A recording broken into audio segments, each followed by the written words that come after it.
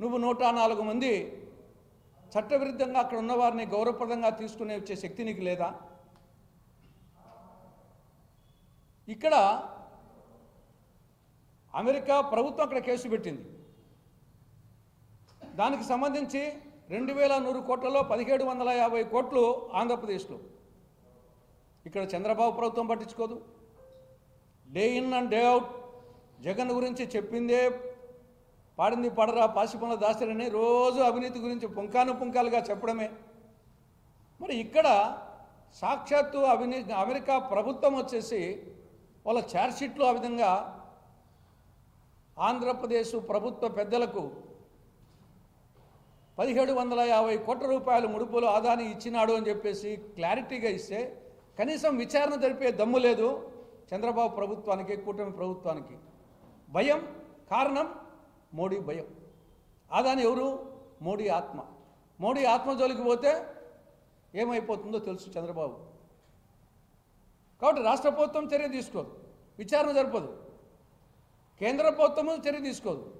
ఆఖరికి ట్రంప్ ప్రభుత్వం కూడా చర్య తీసుకోకుండా ప్రభావితం చేశాడు. అంటే నరేంద్ర మోడీకి నువ్వు ట్రంప్ను మేనేజ్ చేసే శక్తి ఉంది, కేంద్ర ప్రభుత్వాన్ని మేనేజ్ చేసే శక్తి ఉంది, చంద్రబాబును మేనేజ్ చేసే శక్తి ఉంది. మరి అటువంటప్పుడు 104 మందిని మానవులుగా తీసుకుని వచ్చే శక్తి నీకు లేదా?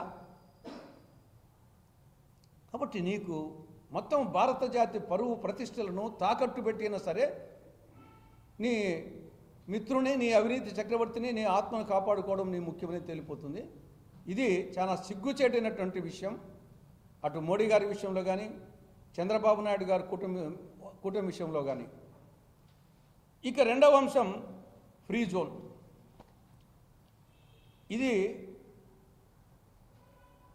ఈ ఫ్రీ జోన్ అనేది నేపథ్యం ఎప్పుడు వచ్చిందంటే ప్రత్యేక తెలంగాణ, ప్రత్యేక ఆంధ్ర ఉద్యమాల నేపథ్యంలో ఉమ్మడి ఆంధ్రప్రదేశ్లో ఈ ఫ్రీ జోన్ కాన్సెప్ట్ వచ్చింది. ఇది దేశంలో ఆల్మోస్ట్ ఏ రాష్ట్రానికి లేదు. ఉమ్మడి ఆంధ్రప్రదేశ్లోనే ఈ జోనల్ సిస్టమ్ వచ్చింది.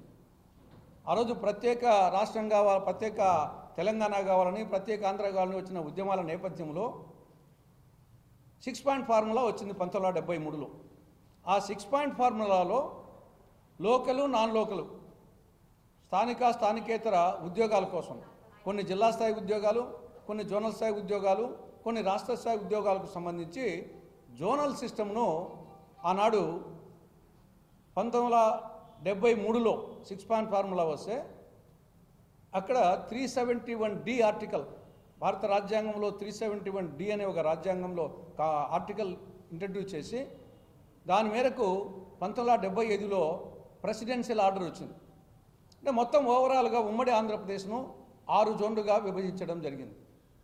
ఆ 6 జోన్లలో శ్రీకాకుళం, విజయనగరం, విశాఖపట్నం జోన్ 1, తూర్పుగోదావరి, పశ్చిమ గోదావరి, కృష్ణా అంటే పాత జిల్లాలు అది జోన్ 2, గుంటూరు, నెల్లూరు, ప్రకాశం జోన్ 3, రాయలసీమ 4 జిల్లాలు జోన్ 4, తెలంగాణలో ఖమ్మం, వరంగల్, ఆదిలాబాద్, నిజామాబాద్, కరీంనగర్ ఇది జోన్ 5, హైదరాబాదు, రంగారెడ్డి, నల్గొండ, మెదక్ జోన్ 6. ఈ విధంగా 6 జోన్లు చేసి ఆ రోజు ఫ్రీ జోన్ అనేది ఏర్పాటు చేయడం జరిగింది. 6 జోన్లు అన్నీ చేసిన తర్వాత సెక్రటేరియట్ను, సచివాలయం, offices of the head of the departments, other state level offices, Hyderabad city police ఈ 4ంటిని ఫ్రీ జోన్గా ప్రకటించడం జరిగింది. ఎందుకు ఫ్రీ జోన్గా ప్రకటించారంటే సెక్రటేరియట్ అనేది, సచివాలయం అనేది ఇది అందరికీ సంబంధించింది. ఆ జోన్కే కాదు, ఆ జిల్లాకే కాదు, రాష్ట్ర వ్యాప్తంగా అన్ని జిల్లాలకు సంబంధించిన 23 జిల్లాలకు సంబంధించిందని రాష్ట్ర సచివాలయాన్ని హెడ్ ఆఫ్ ద డిపార్ట్మెంట్స్, వివిధ శాఖల అధిపతులు ఉండే కార్యాలయాల్లో అక్కడ ఏ ఉద్యోగమైనా సరే అది అందరికీ సంబంధించింది. అదేవిధంగా other state level offices and Hyderabad city police, law and ఆర్డర్ను కాపాడాలంటే హైదరాబాద్ సిటీ పోలీసు రాష్ట్రానికి సంబంధించిన ఆఫీసులు ఉంటాయి కాబట్టి హైదరాబాద్ సిటీ పోలీసు, కేవలం హైదరాబాద్ జిల్లా వాళ్ళే పోలీసులు కాకుండా రాష్ట్రంలో అందరూ ఉండొచ్చు కానీ దాన్ని దృష్టిలో పెట్టుకొని ప్రెసిడెన్షియల్ ఆర్డర్లో పెట్టడం జరిగింది.